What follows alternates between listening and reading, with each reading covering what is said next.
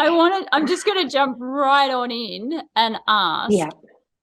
can you share where you started with your food rules? Because I find the food rules is the most fascinating thing for me. Do you remember what your food rules were? Oh wow. So I was so young. Um, I started having food rules when I was about 12 and I became vegan. Mm-hmm. Um, and it wasn't fashionable or trendy at all then. There were no like vegan alternatives or anything. You just basically had what other people were having without the meat, or the dairy or anything like that.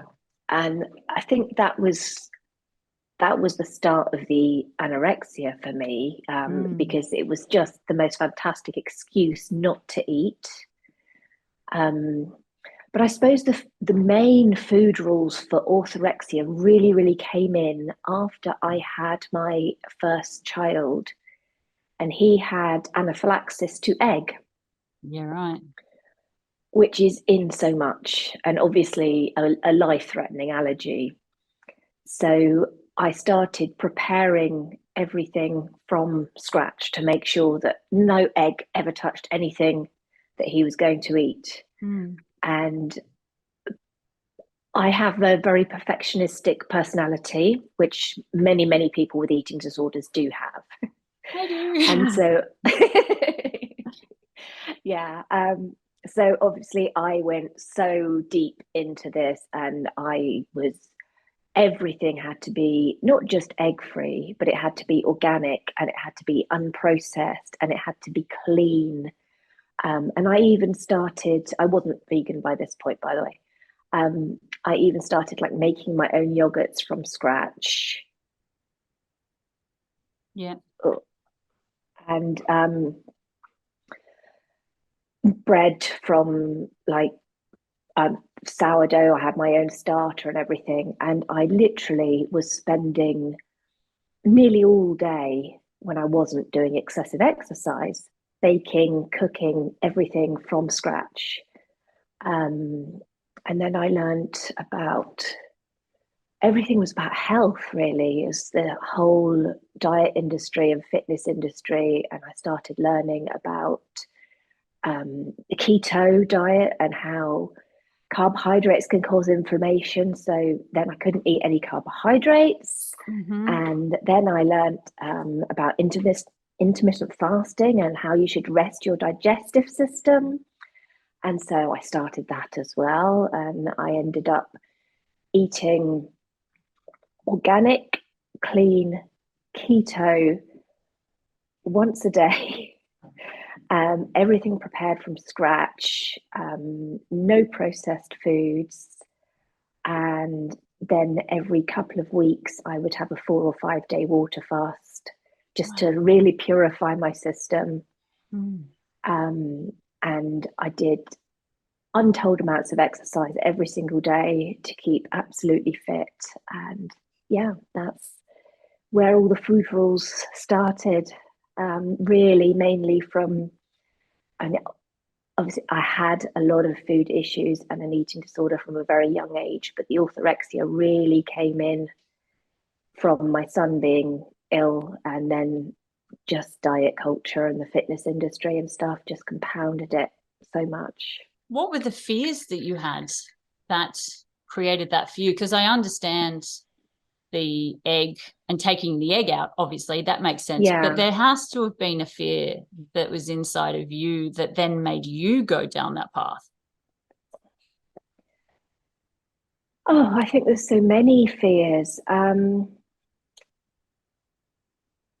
It was just all about everything having to be pure, not putting anything in my body that could damage me. I suppose it was Mm. just a fear of illness and a fear of anything. Inflammation can cause cancer, can cause dementia, can cause all this, all these things on the news and in social media and everything that point to all these dreadful diseases you can get, when in actual fact the stress from trying to maintain that sort of life and the cortisol was probably causing me far more harm than going and eating a burger from McDonald's would ever have done, you know?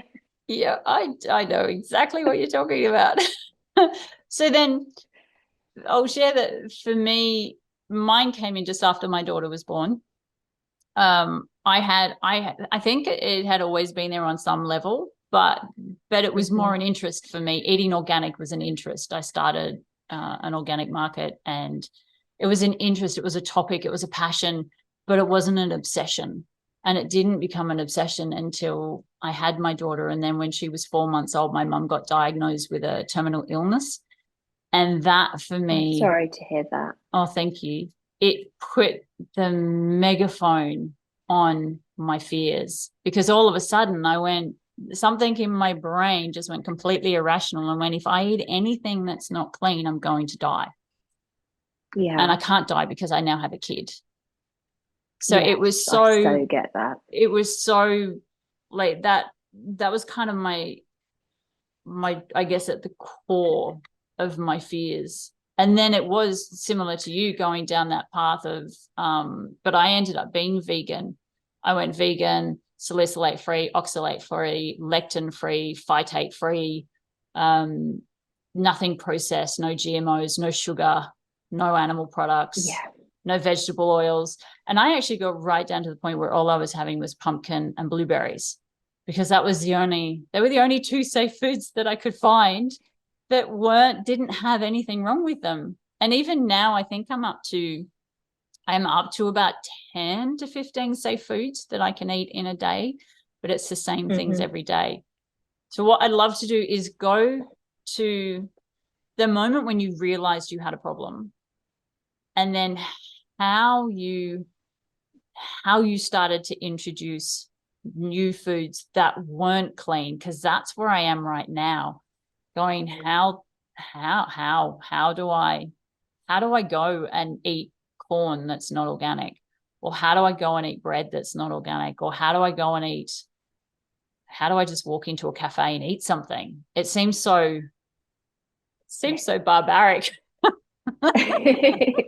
Oh, I totally understand where you're coming from. So the moment of change was it's all tied up in childhood trauma and anorexia as well as orthorexia.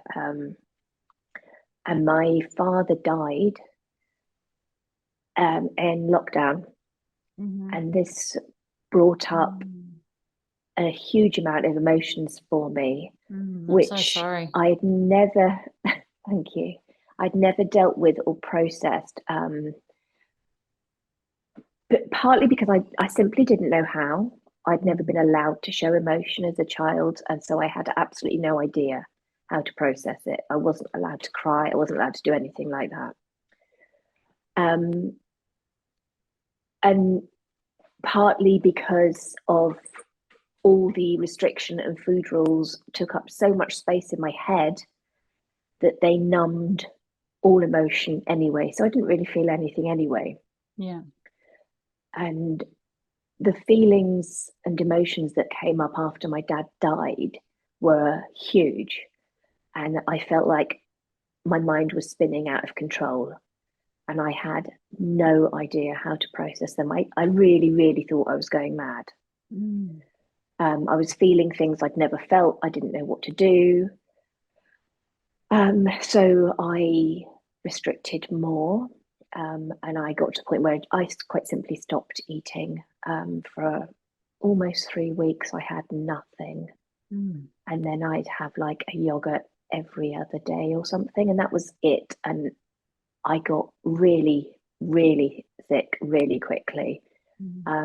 Prior to that, I suppose I would compare myself as an anorexic to a functioning alcoholic. I suppose I was like a functioning anorexic, just getting through day to day, but existing more than living. But yeah, that summer things just spiraled downhill so fast. And the results of malnourishment on the brain are you're just so anxious. You're just literally living in the fight or flight response. Yeah. And I couldn't see any way forwards. I was just terrified all the time. And I literally got to the point where I had planned how to take my own life. Mm. And I got everything ready to do it. And some part of me, the mother part of me, Yeah.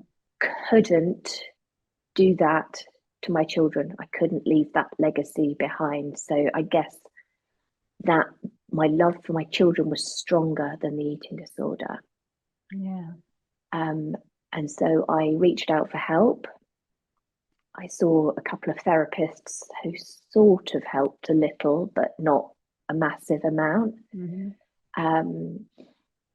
And I joined up with a recovery coach who was absolutely incredible.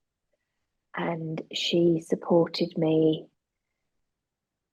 on just such an intense level. And she would actually be on WhatsApp to me when I was trying to eat and helping me through it.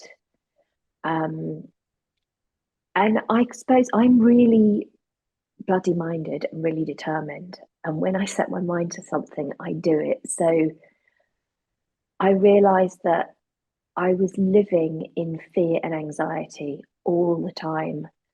And so actually doing something that scared me wasn't really much different to being scared all the time anyway. So I might as well be scared and start to recover than just be scared and dying. Yeah. And so that's what pushed me through. The fear, facing it turns to courage when you turn around and face the fear. Mm. And I learned self-compassion, and I learned how to be kind to myself, and I learned that I don't have to exist purely to please other people and to do what I think they want me to do. That in actual fact, if I give some of that love to myself and move forward with doing things for me, that makes me a happier person, which makes others around me happier. So, yeah, facing fears and self love and self compassion were my route through. Mm. I feel like you've just shared my entire insides. And Bless you. it's funny, but it's not funny that it's a fear of death that gets you there, but then it's a fear of death that gets you out of it too, Yes. which is Not, I wasn't scared of dying for me though. I no, was but for the scared of kids. dying for my children. Yes. Yes. I don't think, well, I don't think I would have gone this far. I'm better than I was. I was much worse just before my mum died. But I don't think I would have gone as far if I'd even had kids, because I wouldn't have had that fear of death that triggered it in the first place. So it's kind of that, as for me, I've had to unravel a lot of that story around and constantly talk to myself about the death and going, well, yes, you are going to die. And yes, your mum did die, but do you think she died because she ate non-organic food? Or do you think she died because she was an alcoholic who drank like a liter of wine every day and who was comatose every night? Do you think that could be the cause of why she got sick? And do you think your grandpa died of cancer because he smoked like a chimney every day of his life? Or do you think that anyone else in your family that's got cancer or died of something is because of all the emotional trauma that they never let go of, and their fight and flight existence just kept them in stress all the time? But maybe it's all of that. Maybe it's not the fact that they ate a non-organic piece of chocolate or a non-organic date or a non-organic apple. And I don't know about you. For me, it's hard because there's so much online. There's so much of this push to be clean, to eat healthy, Yes. to take chemicals out of your life, to drink filtered water. I mean, it got right down to the point where I'm terrified of tap water because of what's in tap water. So Here I have a glass of tap water. I could never. It always had to go through the filter. So we always had to have the tap water go through the filter. But now we're on tank water. I don't know if I'd ever go back to tap water again, even through a filtration system. I think I'll always have a tank wherever I live, and that's going to be my water. But it's this constant bombardment. So I'd really like to understand. Oh, there's so many different ways I want to go. There's so much I want to know. Can I say at this point that Yeah. one of the things that my coach helped me with, and that I help people that I coach with, is a cleanup of the world around us that influences us directly. So I no longer watch the news because I don't need to. Mm-hmm. It doesn't have any direct effect on how I live or how I choose to live my life. Yeah. And there is no good news on the news. No. So, so long as I live my life in a way that makes me happy and doesn't harm others, I don't need to know what's going on. My social media feed has nothing to do with diet culture apart from health at every size. It has nothing to do with the fitness industry. It has nothing to do with keto or fasting or anything. I literally cleaned everything up so that I don't have that stuff bombarding me. Mm. And if you follow people who are seemingly, you never know fully on social media, but seemingly authentic and natural and have a healthy relationship with self and body and food, the influences you'll get are so much more helpful. And it's like exposure therapy, really. If you're exposing yourself to the way you want to be, your brain takes that as a safer way to be. Yeah. Whereas if you're exposing yourself to the stuff that you're currently living and the fears you're currently living in, your brain is thinking, okay, this is what she thinks, this is how I need to help her by making sure she doesn't do any of these behaviors. Mm-hmm. So, yeah, exposing yourself to the way that you would like the higher vibration, the recovered version of you to be is really, really helpful because your brain over time finds that a safer option. Yes. Thank you for sharing. I agree with you on that. I have done that. I actually got rid of my TV. It's been about 20 years ago now. TV, newspaper, radio, walked away from all of that, realizing that it's not healthy. But then, of course, there's YouTube, which I have done exactly what you said. I actually canceled my old Facebook account because it was just so full of so many Yeah. groups and people that were aligned with this healthy eating. And I started a completely new Facebook account with new people. I didn't even bring anyone that I knew because I'm weird. I don't actually have personal friends on Facebook. Okay. It's I know it's weird. It's been a No, long it's time. fine. It's okay. It's okay to do whatever makes you comfortable and happy. Yeah, I find it better for me also because I can share so much more personal stuff. But I guess that's because I have very unsupportive friends. And I have very opinionated friends and I have very judgmental friends. But of course, that all comes from my trauma as well. Like you talked about trauma and Yes. childhood trauma, that all comes. So I made the decision to walk away from all of that and come into this place of, no, the only people I have as a Facebook friend are people who are uplifting, inspiring, awesome, which so far happens to only be the people that I've had on the podcast because they have all been uplifting, inspiring, and awesome. um, what I really like to talk about then is, because where I am now is I am trying to eat food that is not safe. I don't know. I keep hearing myself wanting to go back into the, well, just eat the food that you're eating, but eat more of it. And I am eating a little bit more. So my daughter has organic pies. Well, they've got organic meat, but they aren't organic themselves. So I've started bringing those in because they are really nice. And they're also easy for me to make.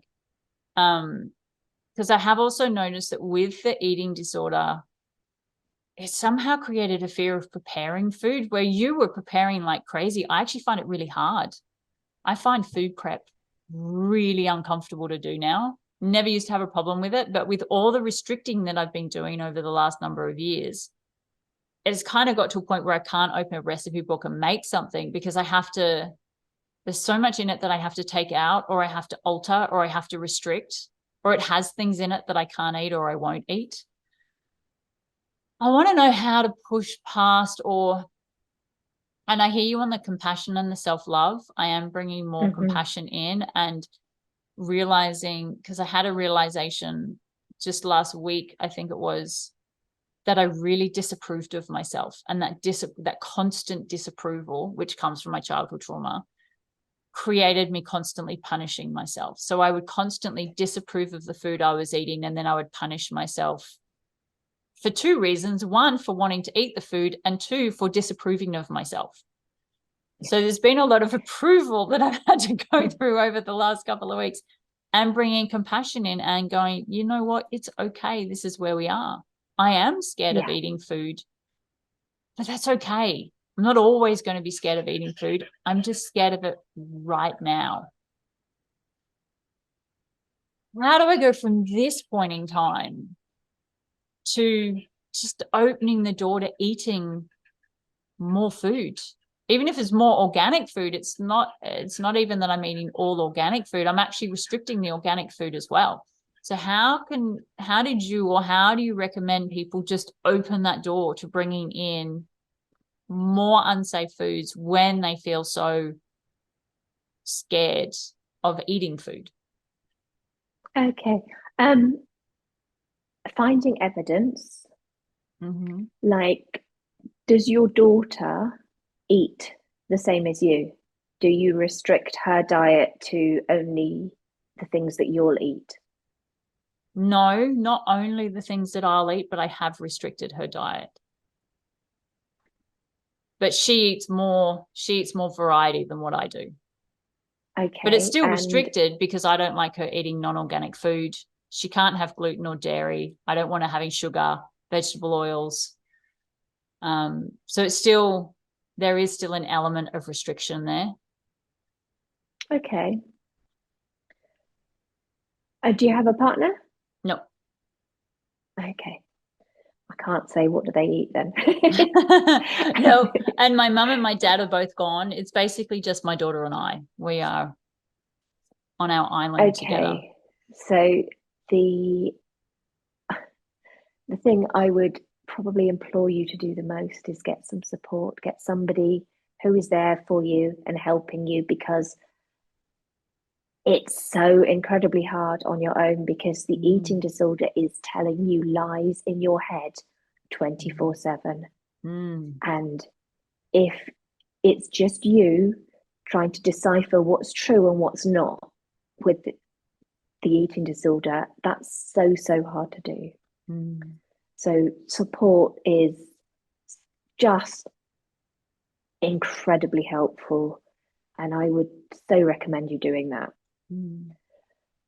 But just maybe you could have what you consider a safe food as a meal plus something.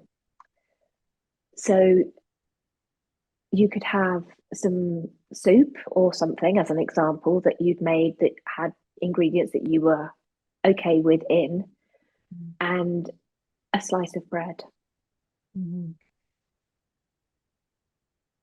And journal about how it makes you feel. Journaling I used to think was the just the most ridiculous thing ever to do in the world. And I didn't want to write Dear Diary. Today I got up at 7 o'clock because that's what I thought journaling was. Yeah. But in actual fact, it's a way of getting to know yourself Mm. and writing down what you're feeling. You can then look at it and look at it from different angles and almost getting out of your own way, reading it more impartially and thinking, well, hang on, that's rubbish. That's not true. Mm. How else could I think about this that is more compassionate and healthier to me as a person that will make me feel like I am recovering and like I'm improving? What would the recovered version of me look at this and think? So journaling's really, really helpful. But Mm.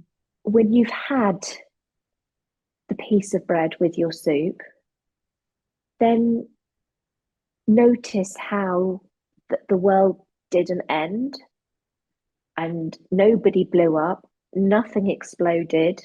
You're still there, you're still breathing, you're still living, you're still loving your daughter, you're still okay, everything is fine. And you can reassure yourself that actually that was okay. I'm safe. I ate that food and I am still safe. And so by reassuring yourself that you are safe each time you try something new, and it doesn't have to be all at once, but once you've had that bread with that soup, if that's what you chose to do, Mm-hmm. don't just have it as a one off. So each time you show your brain that it is safe, it will stop offering you the panic button every time you think of that particular food. What about the future fears? So what about the fear of the cancer later on? So I understand saying I'm safe right now, but what about but if I eat all of this, I could get sick in 20 years time, 25 years You time. could get you could get bitten by a snake tomorrow. We I don't really have any could. more than now. We have no other time than now. Yeah. There's if you can every time you start thinking about the future Mm. and start catastrophizing and future tripping about what could happen, you have no possible way of knowing what could happen. And you don't have any other time than now. When 2 weeks ago you worried about this week and you got yourself stressed and anxious and panicking about this week, did any of your anxieties actually come to fruition or were you worrying unnecessarily? I think some of them came to fruition. I actually think some of them did come to fruition, interestingly enough, But you're but still not here all and of you're them. still But I'm still breathing. here. Yes, I'm still here and I'm still breathing. And I appreciate you saying the catastrophizing because I'm really clear about the catastrophizing of my brain in regards to things that happen to my daughter or things that happen to our animals or things that are physically going to happen to me. But I hadn't linked it to eating. And I hadn't linked it to because I've basically removed, well, not removed, kind of dealt with all the past trauma. And now I'm really in the feelings of how I feel about life now. But I hadn't looked at it and gone, my brain is still catastrophizing over what could happen if I eat food that isn't clean. Yeah, And that because I although could get you have cancer, dealt, I could get Alzheimer's is the future catastrophizing. yeah, and although you have dealt and processed your past traumas, your brain is still running along those neural pathways. Yeah, it really And is. so you need to rewire your brain to recovered neural pathways so that it stops offering you the panic button every time you do something that you deemed unsafe or that your past conditioning or societal conditioning has deemed unsafe. Mm. So every time you feel the fear, but take the recovered action anyway, you're showing your brain that thanks for offering me that. but I'm choosing not to take it because it's not real. I feel like this is just, it's sinking from all the fear in my head, and it's just dropping down into my body going, see, it's okay. You can eat. It's You like having can these eat. conversations with people like yourself it is giving me permission, which I think is what I've been seeking, is the Yeah. permission, because all the people around me, they validate the healthy eating. Oh, so much. Yeah. There's so much validation, and I'm sure, as you know, if given that it sounds like you came from trauma, the validation is really big. Like, you want to be validated, you want to Huge. be Yeah. recognized, you want to be seen, you want to be heard, you want to be loved. And if you get Because that you in never ways, felt good enough. no, never. And Yeah.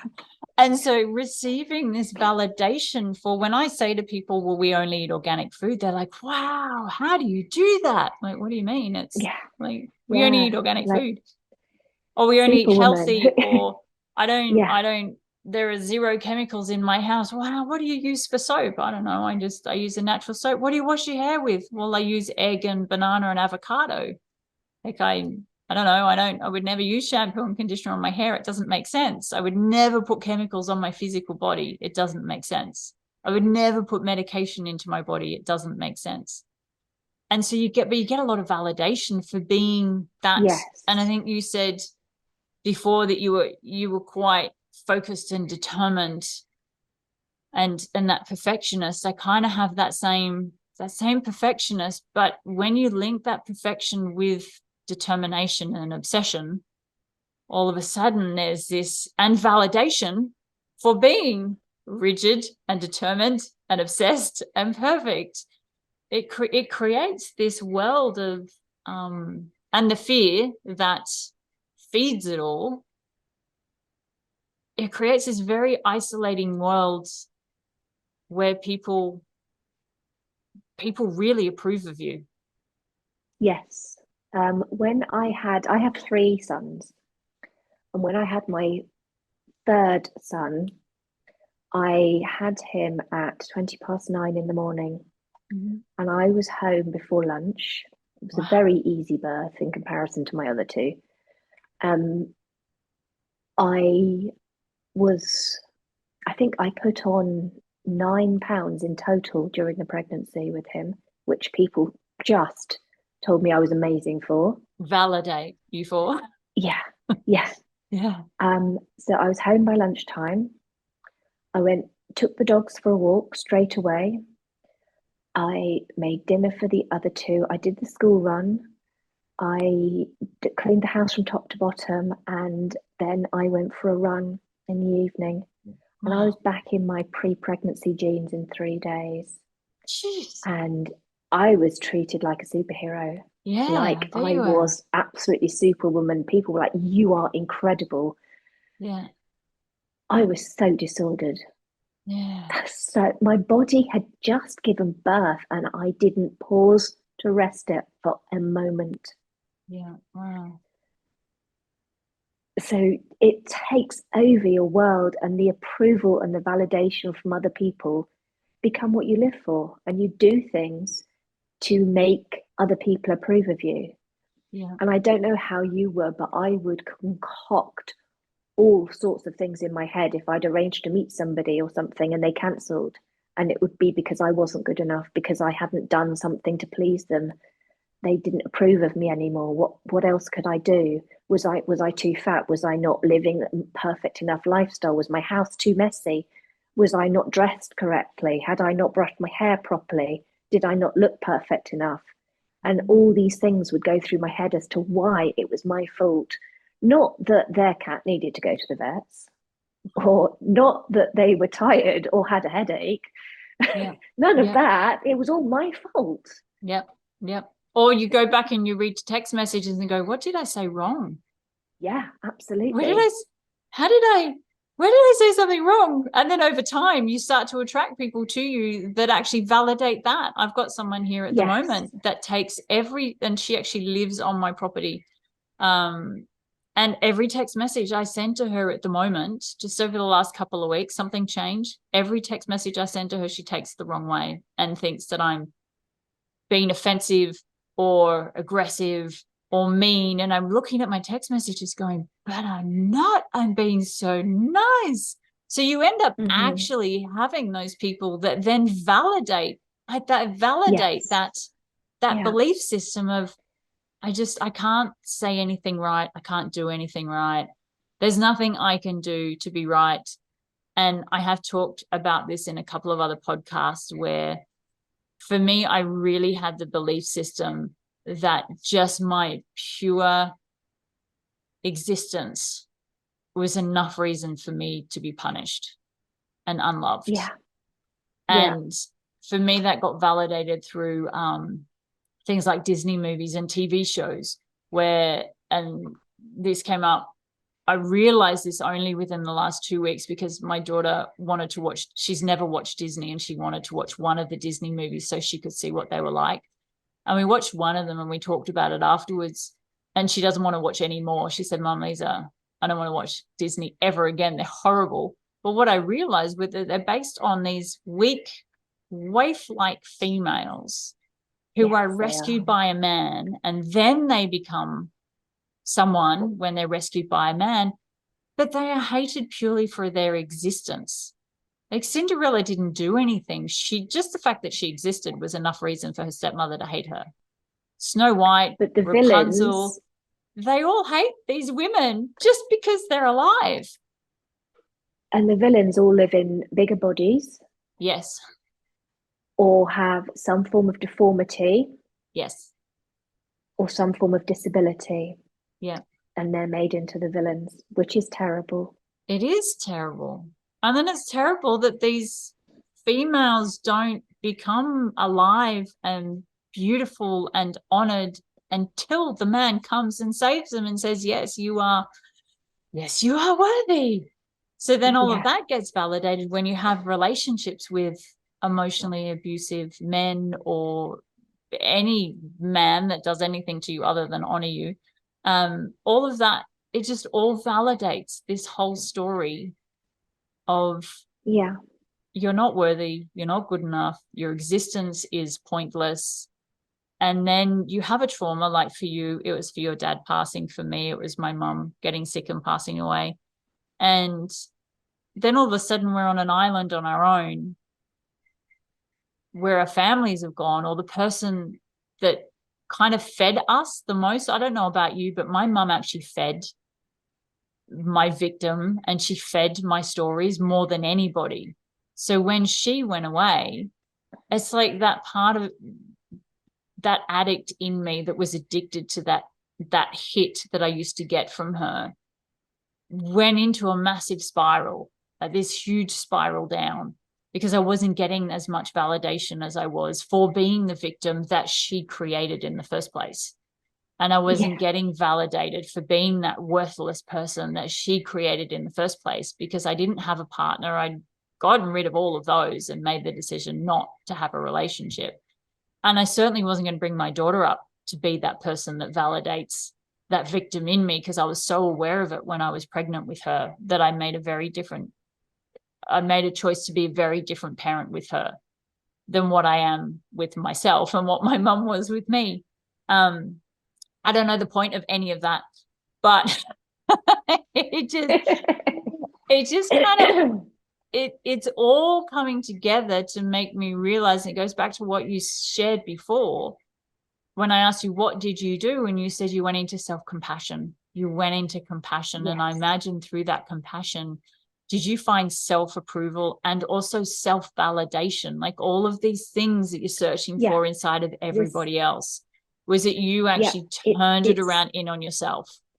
Yes. Yeah. And that's where you will never be worthy in your own eyes until you approve of yourself. Yeah. And so, huge amounts of work and helping from my coach and self-learning. I love who I am now. I truly love myself. I'm an incredible person. I love to help people. People are drawn to me. Um, and I never thought I was born unworthy. I hated myself. I literally had the biggest inner bitch in the world who told me constantly that I was unworthy, worthless, not good enough. And that was my childhood conditioning. Yeah. And so I learned to go back to that little girl inside me and to tell her that she is loved and that she is worthy. And I learned to shed the tears that I'd held in for 40 years.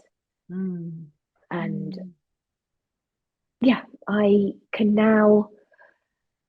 It was my birthday a couple of weeks ago, and I struggled with the focus being on me because I'd never been in that situation of focus being on me without restricting, without being able to numb everything.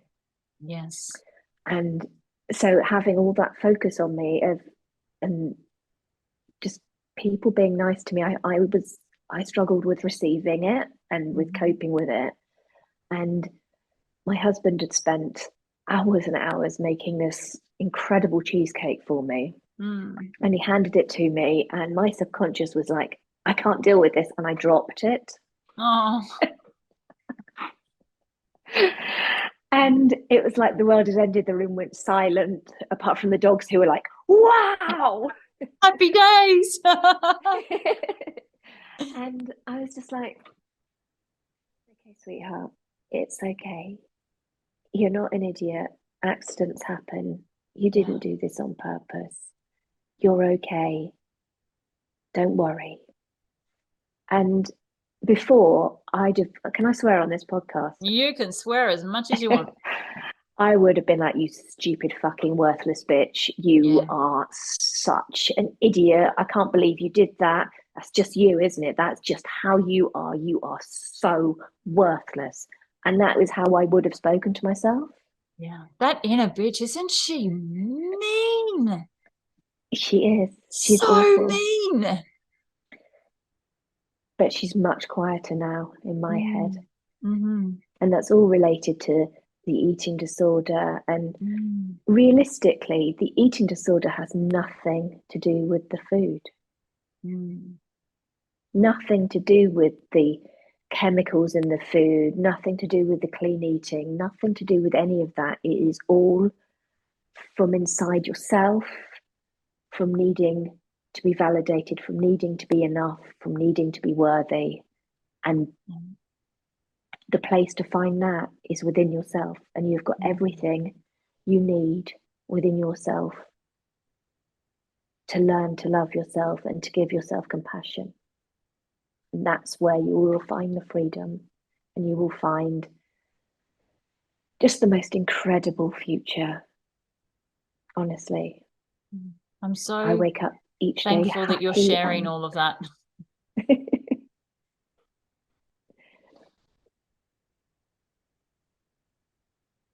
Yeah. I didn't mean to interrupt you, but I was just sitting in this moment where I was just so thankful that you're sharing where you are now. I wake up in the morning, and it's like yesterday morning I woke up and it was cold and it was pouring with rain, and I knew I had to walk the dogs. And I went out and the wind was lashing the rain on my cheeks, and I was like, oh my God, I feel alive. This is incredible. Nature is wonderful. And I feel like my heart is 10 times bigger and open, and I just absorb the world and nature, and everything makes me happy. And if I'm sad, that even still makes me happy because I can feel it and I can express it and I can sit with it. I can be there and I can be like, okay, I feel sad right now, and that's okay. Or I can make a mistake, and that's okay. I'm human. I'm not perfect, and I can't be perfect because I'm human. And that's a world away from where I was. And I eat what I like. I eat apart from olives because they're yucky, I eat pretty much anything. So, I just had this question pop into my head. So you really believe and feel that your eating disorder was completely stemmed from your hurt, your pain, your sadness. I kind of, and I don't want to put words in your mouth, so correct me if I'm wrong, but I kind of want to go with that punishment. For me, it's been a way of punishing myself.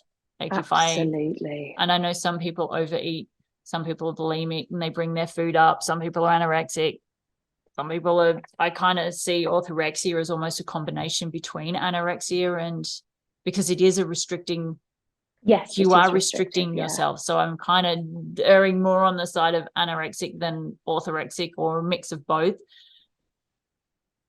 But would you say that it really came from that inner bitch that just wanted to punish you? And food is such a good way because it's something that goes into your body. It's about the only thing that you actively take from the external world and put into your internal world. So it's a very good, easy way to punish yourself. That is It's the consistent, ultimate control. daily. It's daily. If you have a partner, well, that's okay. Yes. You can walk away, or the partner goes away. The children go to school. Mine doesn't, but in theory, children go to school, like they go to different places and you're left on your own. And so they're not there to punish you, and your partner's not there to punish you, or your parents aren't always there to punish you. But the thing that is always there to punish you is food. Yeah, you can control it completely. It's Yeah. totally within your control. And it's Yeah. probably one of the only things in your life you have total control over. Yeah.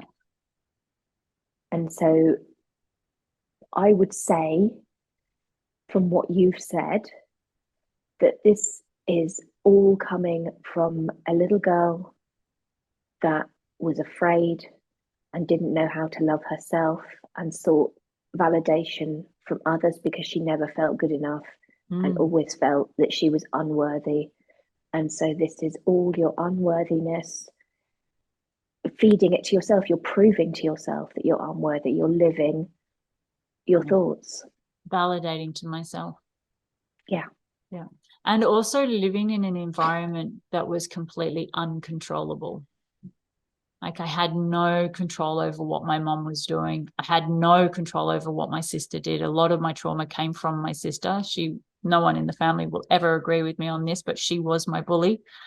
And I had no control over how my dad responded either. Like there was no control, and you can't control what anyone else is going to do around you. But when you're a No, kid, you when you're can't. young, and you don't have that logical, rational thinking, critical brain that can look and separate yourself and go, well, that's their problem, not mine. I haven't done anything. Mm-hmm. You automatically go, this is all me. And then my Yes, mum and my dad absolutely. actually both said it was all me. Like my sister was a bully to me because I deserved it. So that voice actually got actively validated from the external world, from my mum and my dad. They actually did turn it into, well, Yeah. yes, you are a terrible child, so you deserve this. I wasn't, but that was their way of handling it. So yeah, it really is. And it's interesting because it does come from that desire to be perfect and that need to Yes. control and food. So you've Just just kind of validated, wanting to be enough. yes, just this last, I don't know, 45 to 50-minute conversation has just validated so many things that I was thinking about why I have this problem and why it is so rampant in my body and in my brain as opposed to somebody else's. Like I don't know anyone else in my close proximity of friends that have an eating disorder. None of them really understand what I'm going through. They go, well, why can't you just eat? Just go to a cafe and sit down and eat. And I look at them like, what? I don't think you don't understand. Like people don't understand unless they've been through it. They actually don't understand Yeah. unless you've been through a parent dying, or unless you've been through both your parents dying. people that haven't had that happen, they don't understand why you're falling apart. They don't understand why your world has just completely crumbled into 1,000 pieces just because you lost a parent, because they still because have all one those parent things is, or two. yeah, but all the trauma, all the stuff that happened when you were little Yeah. is now yours to deal with because that Yeah. parent's not there. Well, And I'm a grown-ass adult now. yes. And everything that happened to you when you were little, that was not your fault. You No. had no control over it, but it is your responsibility now Yep. to deal with it and to move forward and to live a better future and a better future for your daughter because you're the cycle breaker. Thank you for that reminder. You are the cycle breaker and you can do it. You have everything within you to do it. And just the fact that you're showing up here and having this on your podcast and learning for your own healing shows that you are ready to heal and that you are ready to move forward and that you don't want to exist in this half life any longer. You want to It's live really in color. horrible. Yeah, I live in full color. Wow. And I literally had no idea the depth of joy and happiness somebody could feel. It's incredible, honestly. It's amazing. And you can have that. I'm going for it. I'm going to dig into that determined perfectionism and go, we need to perfect being happy. Let's go for that instead of this. You need to learn to love yourself, sweetheart. Yes. I was That's being a where little you bit need facetious. to go. I am so thankful that I chose to reach out in that group and that you decided to come on and have this conversation with me, because there's so much that I have taken away God bless. from talking with you. It's been an honor for me to be on here, honestly. And if you do need support and you feel it's aligned, I would love to support you through this. Thank you. Yeah. So that's what I do. I'm a recovery coach, but I don't do the once a week. I do the once a week sort of conversations and stuff, but the magic happens in the 24/7 WhatsApp support. You're never alone. You have a cheerleader in your pocket. That's where the magic happens. I love that.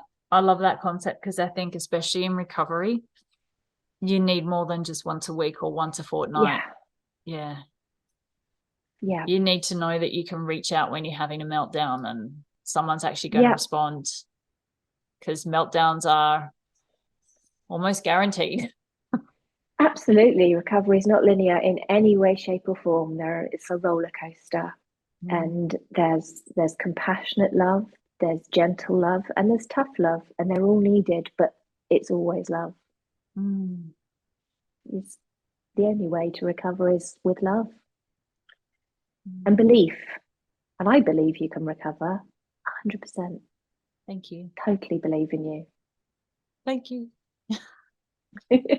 I really, every time I get to the coming into the hour, I always think I can just keep talking and picking the brain of the person that I'm talking to, because there's so much wisdom in everything that you're sharing and everything that everyone shares. But I need to think about, I need to go and take my daughter and I need to put her to bed, and I also haven't shut up the chickens yet, so I have to go out and close up all the chickens before it gets too late. I wanted to ask two more things. Can you share the details of how people can get in contact with you? And is there anything else that you want to add that you really feel is just really important for people to understand? Okay. I'll go with the second question first. Everybody is worthy of recovery. And however long you've been stuck and existing in some form of eating disorder,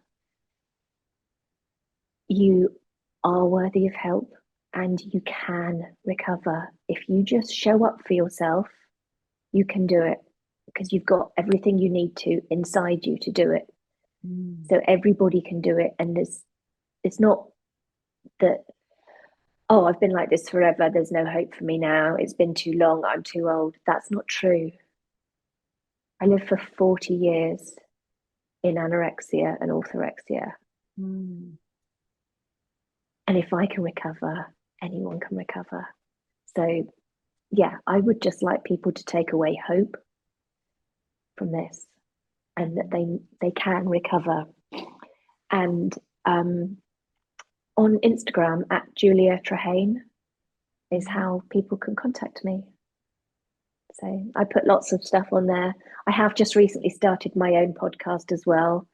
I've only done one episode so far, but I'm going to do the next one in the next couple of days, which is called Fly to Freedom, and is available on pretty much all the channels apart from not yet on YouTube. Okay. So thank you.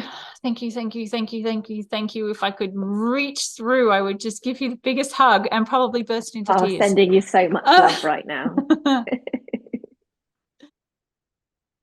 My heart is in so much appreciation, not only for Julia for doing this episode with me, but I think more so for me for being willing to have this conversation. I actually shared with her afterwards, it's not in the episode, that, and I wasn't going to share it, but I think I will, that one of the reasons I created this podcast was because I was in a position where I couldn't afford to pay for coaching. Coaching is outside of my spectrum of willingness to spend money on right now. And I actually said, and I hadn't really owned it until now, I said to her, this is my way of loving me, is getting support through having these conversations with people where I'm not only helping other people who get to hear this wisdom, who will hopefully help them in trauma, which is all about season 1, and this is season 2, which is all about eating disorders and orthorexia and anorexia and bulimia and what happens through that. I'm not only helping other people and not only helping the people that are doing the interviews by showcasing their wisdom, but I'm actually helping myself. And I'm really more, especially this season around orthorexia, I'm really more doing it for me. And I realized at the end when I shared this with Julia that I am actually loving me. This is me loving me, doing these shows, because I love these conversations with people. And I love being able to share my story, my journey, my trauma, my pain, my hurt. I know it's weird. I love being able to share all of this. And yeah, this is me loving me. So please do remember to like and subscribe to this channel and click the thumbs up wherever it is. Click the thumbs up if you like it. And please also remember to share. There are so many of us that are going through orthorexia. There are so many Facebook groups and Instagram areas that you could share this video. Let's get this out. I think more people need to know that they are going through an eating disorder and that their healthy eating might not actually be healthy eating. And make sure you also check out all the links in the comments below, in the description below, because I will put all the information about where you can find Julia and also where you can find me. I think that's kind of it. I really do hope that you're enjoying these episodes. If you have any issues with trauma, if you have any trauma-based pain, or you think you do, but you don't know, if you have panic attacks, if you have anxiety, if you have fears, then make sure you go and check out this video or this video. There are 2 videos you could check out. Both of them are interviews that I did with people on trauma. Definitely worth checking out if you think you might have it. And if you have anxiety or pain or sadness and it doesn't go away and you don't know how to change your life, then you probably have some trauma in your past, so make sure you check out those videos. I think that's just about it. Thank you so much for watching. Remember, you are truly appreciated.